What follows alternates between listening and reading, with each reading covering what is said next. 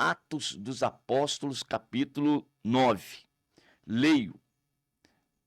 E Saulo, respirando ainda ameaças e mortes contra os discípulos do Senhor, dirigiu-se ao sumo sacerdote e pediu-lhe carta para Damasco, para as sinagogas, a fim de que, se encontrasse alguns daquela seita, quer homens, quer mulheres, os conduzisse presos a Jerusalém.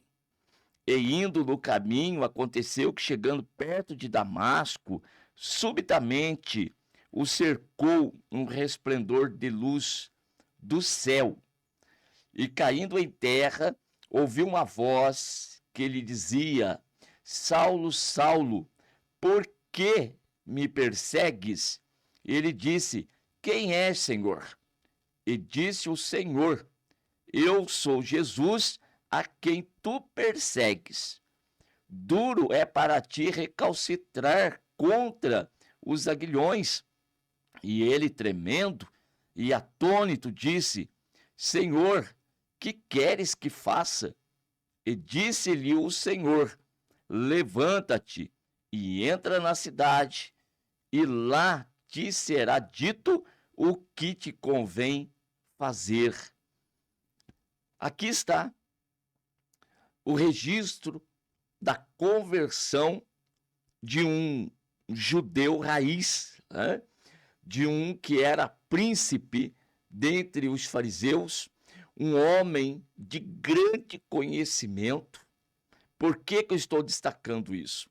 Que muitos têm dito que conversão, a mudança para o evangelho, acontece muitas das vezes com pessoas ignorantes, pessoas sem conhecimento, também aqueles que estão aí no fundo do poço e que, não tendo mais nenhuma saída, encontram uma saída em Jesus Cristo. Ora, nada dessas coisas aí é mentira. Verdade, ora. Jesus, ele é o caminho, ele é a verdade, ele é a vida, ele é o Salvador, o libertador, então é nele que se encontra, sim.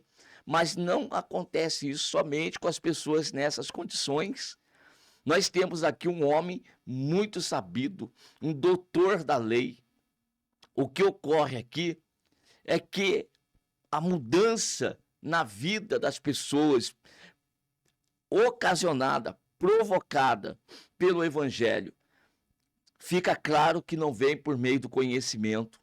Era um homem conhecedor da lei, praticante da lei, exigente, exigente da lei.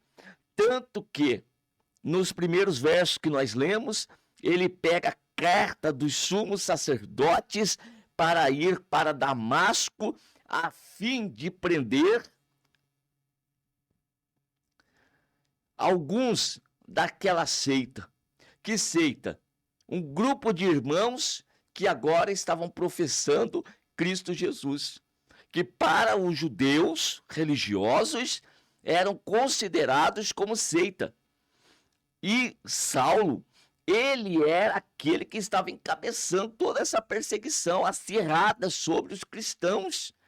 E ele aqui pega a carta e vai então até Damasco, e o verso de número 3, indo no caminho, aconteceu que, chegando perto de Damasco, subitamente o cercou um resplendor de luz do céu. Primeiro ponto do versículo, caminho. Veja que a jornada de Saulo está no corriqueiro, está no costumeiro, está no seu dia a dia. Ele está exercendo a sua função, ele está cumprindo com aquela sua primeira missão, e é no caminho, ou seja, na sua jornada, é que ele vai se deparar com alguém mais poderoso do que ele, alguém que não é da terra, mas é do céu.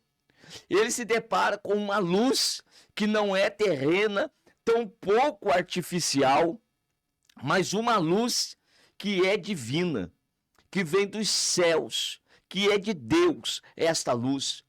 E esta luz, ela não só clareia o ambiente exterior, esta luz, ela vai iluminar, ela vai clarear, ela vai trazer claridade para dentro do homem, no interior do homem, na mente humana. É lá onde a ciência não chega, aonde a vontade do homem não opera, mas sim a vontade de Deus, o querer de Deus, porque esse é o propósito do Senhor, salvar os homens. E qual que é o meio pelo qual Deus escolheu para que o homem fosse salvo? Pois é, Cristo Jesus. Não existe outro caminho, não existe outra forma, não existe outra maneira. Jesus, o caminho, a verdade e a vida, e ninguém vem ao Pai senão por Ele. Ele disse isso. Então, neste caminho normal, corriqueiro, Saulo teve um encontro com Jesus. E Saulo é um dos. Eu posso citar outro exemplo aqui para vocês, como, por exemplo, o cego de Jericó, em um dos evangelhos diz que Bartimeu, ele também estava no caminho. E quando Jesus passa ali por aquele lugar que também ele, Bartimeu, estava seguindo o seu corriqueiro, ali mendigando, que era o seu dia a dia.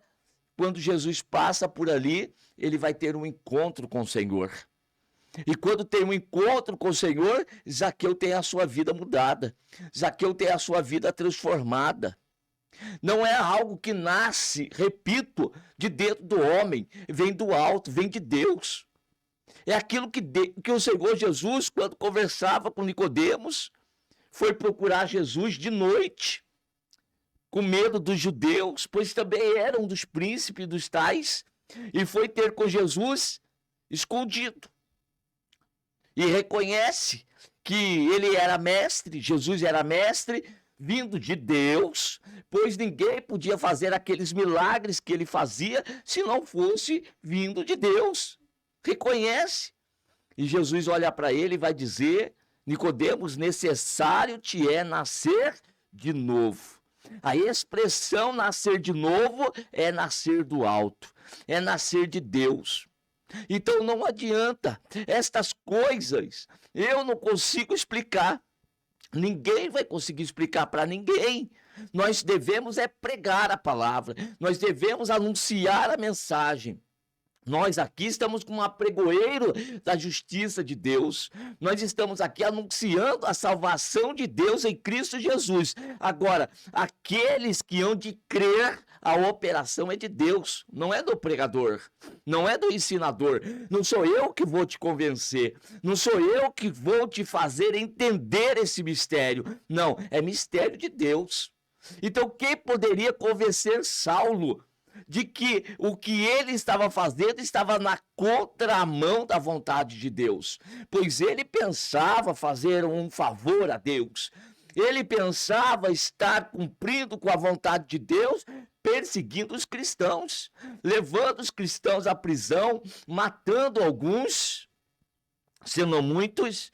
Mas agora ele vai ter um encontro com aquele que é o verdadeiro Senhor.